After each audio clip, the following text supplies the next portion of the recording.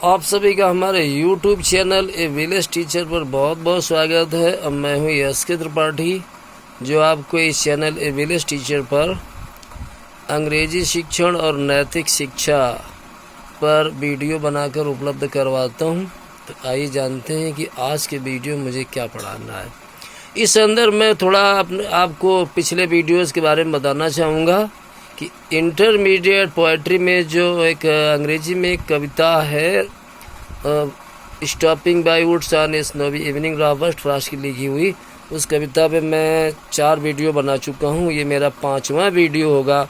आप कहेंगे इतने वीडियो इस कविता पे क्यों बना दिए, तो मैं बताना चाहूँगा उसमें क्या है उन वीडियोज़ में। तो पहले वाले वीडियो में मैंने उसका शीर्षक रखा और टाइटल रखा उस वीडियो का इंट्रोडक्शन टू द पोएम। उस कविता का मैंने परिचय कराया, उस विषय में बोला हुआ, वो देख के जानिए कि हमने क्या बोला है। दूसरे वीडियो में, उसके बाद वाले वीडियो में मैंने इसी कविता को हिंदी में उसका एक्सप्लेनेशन अर्थ स्पष्ट किया है। फिर उसके बाद वाले वीडियो में मैंने अंग्रेजी में उसका एक्सप्लेनेशन अर्थ स्पष्ट किया हुआ है। फिर उसके बाद में चौथे वीडियोज़ में उस इतनी सुंदर कविता को जिस कवि रॉबर्ट फ्रॉस्ट ने लिखा, उस कवि के जीवन पर मैंने अंग्रेजी में प्रकाश डाल दिया है। वैसे उस वीडियो में हिंदी में बोलना चाहता था कि मैं कवि के बारे में हिंदी में बोलूं, ताकि ऐसे कवि के जीवन के बारे में बहुत से लोग जान सकें, जिनके अंग्रेजी में थोड़ा दिक्कत भी समझने में, वो हिंदी में समझ लें। लेकिन जब मैं वीडियो बनाने बैठा तो मैं अंग्रेजी में ही बोलता चला गया, तो बाद में मुझे बार बार लग रहा था नहीं, हिंदी में है कि उनके जीवन के बारे में वीडियो होना चाहिए। इसलिए ये वीडियो मैं हिंदी में ही बनाने का मेरा विचार है। और इन वीडियो से आप ज्ञानवर्धन भी करिए, मनोरंजन भी कर सकते हैं, क्योंकि बायोग्राफी जीवनी कहानी जैसी होती किसी व्यक्ति की हो, और रॉबर्ट फ्रॉस्ट की भी जो जीवनी हो एक कहानी जैसी जब आपको हम बताएंगे तो एक कहानी जैसा उसमें क्रम चलेगा। ये वीडियोस जो अंग्रेजी और हिंदी में एक्सप्लेनेशन हमने किए इंटरमीडिएट के विद्यार्थियों के अन्य लोगों के लिए भी वो फ़ायदेमंद लाभदायक सिद्ध हो सकते हैं। और जो मैं रॉबर्ट फ्रॉस्ट की जीवनी के बारे में हिंदी अंग्रेजी मैंने वो जीवनी पर जो 2 वीडियो बनाए हैं, ये कंपटीशन लेवल पर जो पीजीटी वगैरह में इन पर क्वेश्चन पुटअप होते हैं रॉबर्ट फ्रॉस्ट पर, या टीजीटी में भी कभी कभी क्वेश्चन आ जाते हैं, लेकिन पीजीटी में ज़रूर आते हैं, तो उनके लिए थोड़ा सा ये फ़ायदेमंद होंगे। तो आइए ज़्यादा समय बर्बाद किए बगैर मैं बताना चाहूँगा कि रॉबर्ट फ्रॉस्ट, जिनका पूरा नाम रॉबर्ट ली फ्रॉस्ट था, उनका पूरा नाम ही रॉबर्ट ली फ्रॉस्ट किस प्रकार से रखा गया, उसके विषय में मैं थोड़ी देर में अभी आगे चल के बोलूँगा। सबसे पहले मैं बताना चाहूँगा कि रॉबर्ट फ्रॉस्ट 20वीं सदी के महान अमेरिकी कवियों में से एक थे, और इनका जन्म 26 मार्च 1874 ईस्वी को संयुक्त राज्य अमेरिका के कैलिफोर्निया प्रांत के सैन फ्रांसिस्को नामक शहर में हुआ था। इनकी माता का नाम इसाबेल मूडी था, इनके पिता का नाम विलियम प्रिस्कॉट फ्रॉस्ट जूनियर था। अब चूंकि इनकी माता स्कॉटलैंड की इमिग्रेंट थी, प्रवासी थी, स्कॉटलैंड से आके अमेरिका में बस गई थी, और वो स्कॉटलैंड के एक महान कवि रॉबर्ट बर्न से बहुत प्रभावित थी, इसलिए अपने बेटे का नाम वो रॉबर्ट रखना चाहती थी। लेकिन इनके पिता एक अमेरिकी जनरल ली से बहुत प्रभावित थे, इसलिए अपने बेटे का नाम वो ली रखना चाहते थे। तो दोनों के समझौते स्वरूप बेटे का नाम रॉबर्ट ली फ्रॉस्ट रख दिया गया। पूरा नाम उनका रॉबर्ट ली फ्रॉस्ट था, वैसे लोग शॉर्ट में रॉबर्ट फ्रॉस्ट कहते हैं। इस क्रम में मैं आगे बताना चाहूँगा कि रॉबर्ट फ्रॉस्ट के जो पिता विलियम प्रिस्कॉट फ्रॉस्ट जूनियर, वो शुरू में उन्होंने शिक्षण के रूप में अपना व्यवसाय किया, बाद में फिर वो सैन फ्रांसिस्को की एक इवनिंग बुलेटिन नामक समाचार पत्रिका में वो संपादक भी रहे। लेकिन वो काफ़ी समय से ट्यूबरकुलोसिस यानी क्षय की बीमारी, टीबी की बीमारी से पीड़ित चल रहे थे, और दुर्भाग्य से उनकी मृत्यु 1885 में इसी बीमारी, घातक बीमारी से हो गई। उस समय रॉबर्ट फ्रॉस्ट की उम्र महज 11 वर्ष ही थी। तो इस दुखद घटना के बाद, रॉबर्ट फ्रॉस्ट के पिता की मृत्यु के बाद, इनका पूरा परिवार वो न्यू हैम्पशायर क्षेत्र जो न्यूजीलैंड का एक इलाका है उधर चला गया। न्यू इंग्लैंड क्षेत्र में रहने के लिए। और इनका पूरा परिवार इनके दादा विलियम फ्रास्ट सीनियर के संरक्षण में, इनकी माँ का नाम इसाबेल मूडी और इनके दादा का नाम था विलियम फ्रास्ट सीनियर, उनके संरक्षण में न्यू इंग्लैंड क्षेत्र में चला गया, वहाँ जाकर के बस गया। साथ में इनकी बहन जीनी भी थी।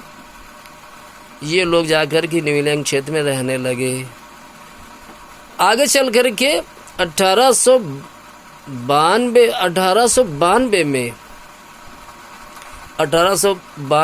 मतलब 18 साल की उम्र में रॉबर्ट फ्रॉस्ट ने लॉरेंस हाई स्कूल कॉलेज से स्नातक की उपाधि प्राप्त की और 22 साल की उम्र में इन्होंने अमेरिका की प्रसिद्ध हार्वर्ड यूनिवर्सिटी में भी प्रवेश लिया, लेकिन अपनी स्वास्थ्य संबंधी समस्याओं की वजह से बिना डिग्री लिए हुए उस कॉलेज को छोड़ दिया था। इस बीच में इन्होंने 2 महीने के लिए डार्टमाउथ कॉलेज को भी ज्वाइन किया था। इस क्रम में मैं बताना चाहूँगा कि रॉबर्ट फ्रॉस्ट का विवाह 21 साल की उम्र में 1895 में एक लड़की जिसका नाम एलेनोर मरियम व्हाइट था उसके साथ में हो गया। ये लड़की, ये उल्लेखनीय है यहाँ पर कि ये लड़की रॉबर्ट फ्रॉस्ट के साथ में लॉरेंस कॉलेज में इनके साथ में स्कूल फेलो थी और इनकी शादी तो 1895 में हुई, लेकिन 1 साल पहले रॉबर्ट फ्रॉस्ट ने एलेनोर मरियम व्हाइट को शादी के लिए प्रपोज किया था, लेकिन उस समय उसने मना कर दिया था क्योंकि अपनी स्कूली शिक्षा ग्रेजुएशन वहाँ से पहले वो पूरा करना चाहती थी, बाद में शादी करना चाहती थी। इस बीच में रॉबर्ट फ्रॉस्ट वर्जीनिया चले गए और 20 साल की उम्र में इनकी एक कविता माई बटरफ्लाई एन एल्गी प्रकाशित हुई, जिसको उन्होंने महज $15 में उन दिनों बेच दिया था। अब लगभग उसकी कीमत $500-600 के बीच में है। बाद में 1 वर्ष बाद फिर इन्होंने वर्जीनिया से लौटने के बाद एलेनोर मरियम व्हाइट से शादी का प्रस्ताव किया, तब वो राजी हो गए। इस प्रकार से इनकी शादी 21 साल की उम्र में 1895 में एलेनोर मरियम व्हाइट के साथ में हो गई थी।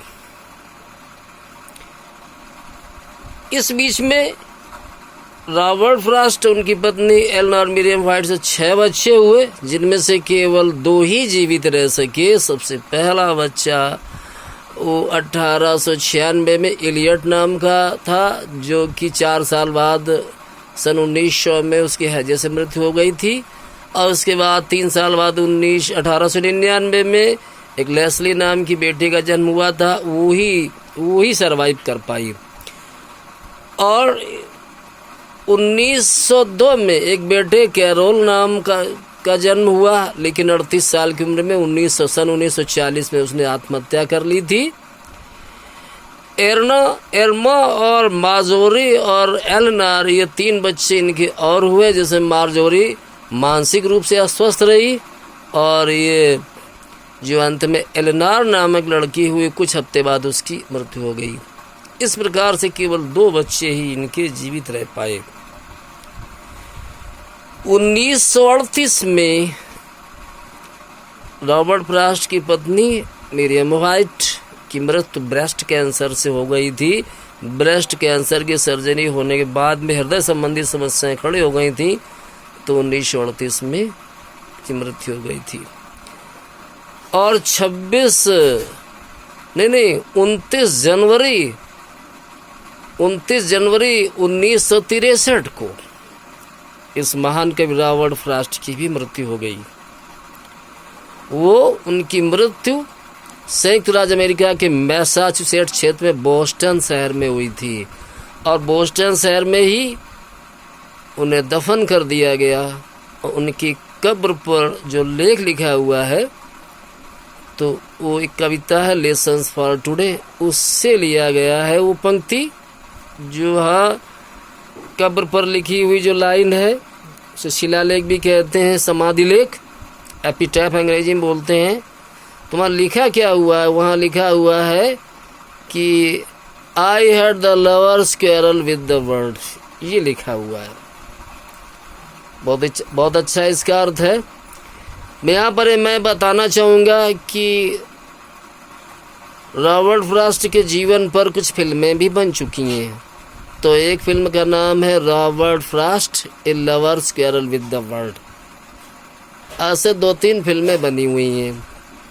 आइए इनकी रचनाओं कृतियों के बारे में, इनका साहित्यिक योगदान क्या रहा और भी जीवन के इनसे जुड़े हुए महत्वपूर्ण तथ्यों को मैं बताना चाहूँगा। तो मैं ये कहना चाहूँगा कि रॉबर्ट फ्रॉस्ट की माँ जो इसाबेल मूडी थी, वो एक कवयित्री भी थी और पास के इस एक गांव के एक छोटे से स्कूल में वो शिक्षण कार्य भी उन्होंने किया था। उन्होंने अखबार वितरण का भी कार्य किया, ऐसा यहाँ इनकी जीवनी में देखने को मिलता है। दूसरी बात यह है कि रॉबर्ट फ्रॉस्ट के जो कविताओं में न्यू इंग्लैंड के ग्रामीण जीवन का सुंदर चित्रण मिलता है, इसके लिए उन्हें बखूबी जाना जाता है। तीसरा तथ्य ये है कि रॉबर्ट फ्रॉस्ट ने अपने जीवन काल में काफ़ी संघर्षों का भी सामना किया। अपने जीवन यापन के लिए इन्होंने विभिन्न पेशे अपनाए, जिनमें से इनका एक जूते के कारखाने में काम करना, स्कूल शिक्षक के रूप में कार्य करना और एक कृषक के रूप में भी जीवन निर्वाह करना, ये सब कुछ रहा। आइए इनकी कृतियों के बारे में थोड़ा जानते हैं। तो रॉबर्ट फ्रॉस्ट के जो सबसे पहली कविता थी माई बटरफ्लाई एंड एलर्जी, मैंने उसको बताया कि ये इनकी जब 20 साल की इनकी उम्र थी तभी इस कविता का प्रकाशन हुआ था। इन्होंने मात्र $15 में उसे बेचा था। उसके कुछ समय बाद इनकी 6 कविताएं एक छोटे से काव्य संग्रह बुकलेट में प्रकाशित हुई। उस बुकलेट का नाम द ट्विलाइट था। उसके बाद में 1912 में ये इंग्लैंड चले गए थे। इंग्लैंड के लंदन शहर के पास एक छोटे से क्षेत्र में, कस्बे में ये रहते थे। तो वहाँ पर 1913 में इनका एक काव्य संग्रह बॉयजविल प्रकाशित हुआ था और 1914 में न्यू हैम्पशायर, ये 2 वहाँ पे इनके काव्य संग्रह प्रकाशित हुए थे।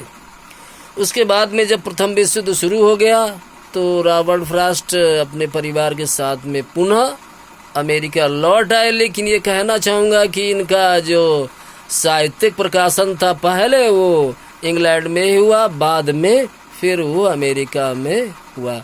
लेकिन यहाँ ये बात भी उल्लेखनीय है कि 1912 में इनका पहला काव्य संग्रह आया, तब ये लोगों के बीच में जाने गए। तो 41 साल गुजर चुके थे, तब तक इन्होंने गुमनामी का जीवन जिया और 40 साल बाद ही ये फिर जो है लोगों के जो है निगाह में आए, इनकी प्रसिद्धि बढ़ी और दिन पर दिन फिर सफलता की सीढ़ियों को चढ़ते चले गए।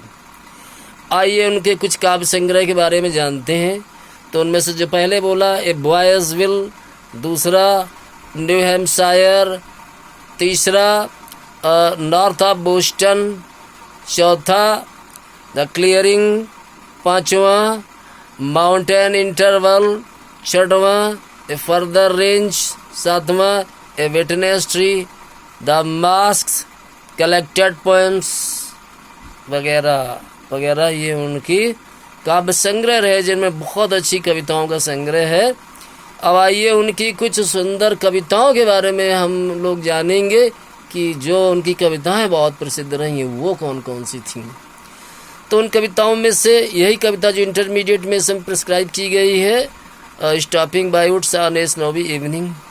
दूसरी कविता द रोड नॉट टेकन, जिसके जो कि वह अमेरिका में अभी भी जब भी स्नातक समारोह होते हैं, ग्रेजुएशन सेरेमनीज, तो हाँ उसकी वो कविता को गाया जाता है।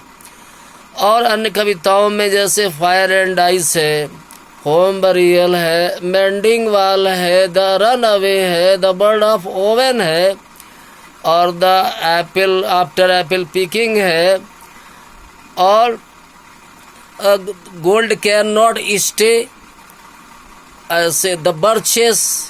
बहुत अच्छी कविताएं हैं जो प्रसिद्ध हुई हैं।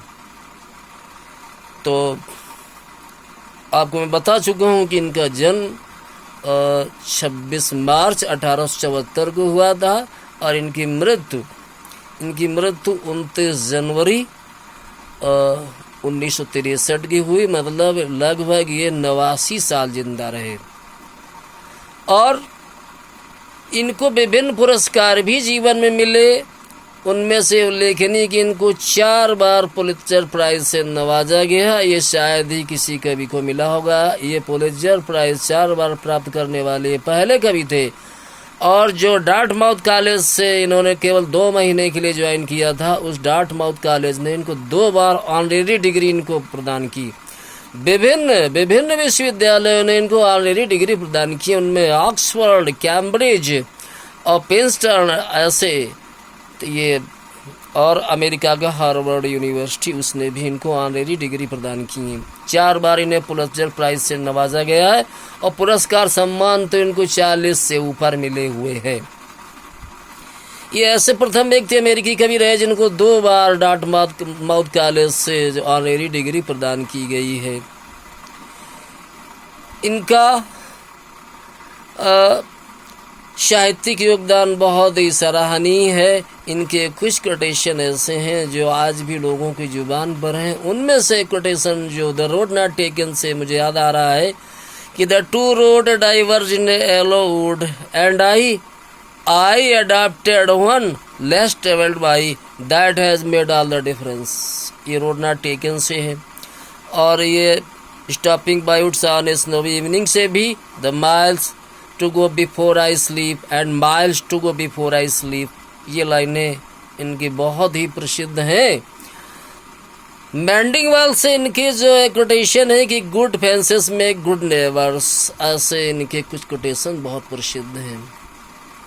तो अंत में मैं बताना चाहूँगा कि मेरी हार्दिक इच्छा थी कि रॉबर्ट फ्रॉस्ट के जीवन में मैं कुछ प्रकाश डालूं और इसके बाद में मैं ग्रामर में जाना चाहूँगा। जो मेरा क्रम ट्रांसलेशन पढ़ाना चल रहा था, अबाउट टू का यूज़ में पढ़ा रहा था, उसके आगे मैं बढ़ना चाहूँगा। वरना एक आधी कविता और मैं the song of the free वगैरह या ला वैली डैम्स एस मर्सी कुछ पढ़ा सकता हूँ, लेकिन पढ़ाने के लिए बहुत है। और ये भी कहना चाहूँगा वीडियोस देख करके अगर आप लोग थोड़ा कमेंट लिखने में थोड़ा मेहनत कर दें तो कुछ बुरा नहीं है, लाइक कर दें तो भी बुरा नहीं है। हम कैसे कह देंगे आप डिसलाइक भी करें, डिसलाइक तो कोई नहीं करवाना चाहेगा। अगर वीडियो मेरे चैनल को सब्सक्राइब नहीं किया है तो सब्सक्राइब कर लीजिएगा, क्योंकि मैं जो कहता हूँ उसमें कुछ मिलावट नहीं होती। मेरा कहना ये भविष्य में आपको विभिन्न प्रकार के और अंग्रेजी शिक्षण पर मुझे कंपटीशन स्पीकिंग पर जो मुझे वीडियोस बनाने हैं आपको ज़रूर पसंद आएंगे। धन्यवाद। अगले वीडियोस में आपसे फिर मिलूँगा, तब तक के लिए आप मेरा इंतज़ार करिए। धन्यवाद। Good night.